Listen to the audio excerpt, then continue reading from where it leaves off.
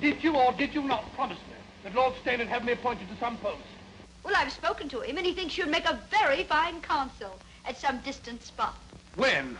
When? I thunder, when? Where will you go? What's going to happen to you? Who does it matter? Thank heaven you are safely cared for. Oh, Becky, permit me, my brother Joseph. Your servant, ma'am. Who's coming to take you away, darling? The diligence. Public conveyance?